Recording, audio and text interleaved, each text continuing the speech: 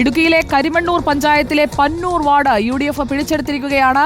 127 ഓരോ വോട്ടും വിലപ്പെട്ടതാണ് എന്ന് ബോധ്യപ്പെടുത്തിക്കൊണ്ടല്ലേ ഈ പിടിച്ചെടുക്കൽ?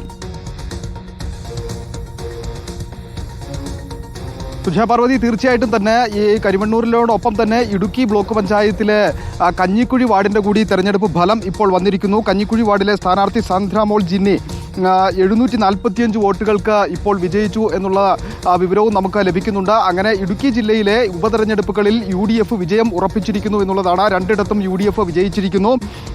ഈ ദിലീപ് കുമാർ 410 വോട്ടുകൾ നേടിയാണ് വിജയിച്ചിരിക്കുന്നത്. കരിമണ്ണൂർ പഞ്ചായത്തിനെ സംബന്ധിച്ചിടത്തോളം മുമ്പ് കോൺഗ്രസ് അംഗമായിരുന്ന ആളെ കൂറുമാറുകയും പിന്നീട് LDF ഭരണം പിടിച്ചെടുക്കുകയും ചെയ്തിരുന്നു. LDF ഭരണം മുന്നോട്ട് കൊണ്ടുപോകുന്നതിനിടയിലാണ് ഇപ്പോൾ ഉപതെരഞ്ഞെടുപ്പ് വരികയും UDF ആ ഒരു LDFന്റെ വാർഡ് പിടിച്ചെടുക്കുകയും ചെയ്തിരിക്കുന്നത്. അതുകൊണ്ട് തന്നെ അവിടെ ഭരണം നഷ്ടമാകുന്ന സ്ഥിതിയിലേക്ക് LDFന്റെ ഭരണം നഷ്ടമാകുന്ന സാഹചര്യത്തിലേക്ക് പോകും എന്നതിൽ സംശയമില്ല.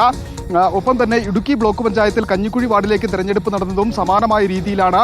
ബ്ലോക്ക് പഞ്ചായത്ത് അംഗമായിരുന്നയാൾ LDFനൊപ്പം ചേരുകയും അത് കൂറുമാറ്റ നിരോധന നിയമപ്രകാരം അസാധുവാക്കുകയും ചെയ്തതിനെ തുടർന്നായിരുന്നു തെരഞ്ഞെടുപ്പ് നടന്നിരുന്നത്. അവിടെയും UDFന് സീറ്റുകളുടെ എണ്ണത്തിൽ വലിയ വർധനമുണ്ടാക്കാൻ കഴിഞ്ഞു. ഒരു സീറ്റ് കൂടി വർദ്ധിപ്പിച്ചപ്പോൾ ഇപ്പോൾ 8 സീറ്റുകളിലേക്ക് എത്തി. അതോടൊപ്പം തന്നെ LDFന് ഇപ്പോൾ 5 സീറ്റുകൾ മാത്രമാണുള്ളത്. അതുകൊണ്ട് തന്നെ ആ ഭരണം നിലനിർത്തുവാനും ഇവിടെ ഇടുക്കിയിൽ UDFന് കഴിഞ്ഞിട്ടുണ്ട് എന്നുള്ളതാണ്. എന്തായിരുന്നാലും 2 തെരഞ്ഞെടുപ്പുകളിലും UDF വ്യക്തമായ ഭൂരിപക്ഷത്തിൽ വിജയം ഉറപ്പിച്ചിരിക്കുന്ന ഒരു സാഹചര്യമാണ് കാണാൻ സാധിക്കുന്നത്. സുജയ പാർവതി. ഓക്കെ, സന്ദീപ് രാജാക്കാടാണ് വിവരങ്ങൾ നൽകിയത്. കരിമണ്ണൂരിലെയും കഞ്ഞിക്കുഴിയിലെയും തെരഞ്ഞെടുപ്പ് ചിത്രം നമുക്ക്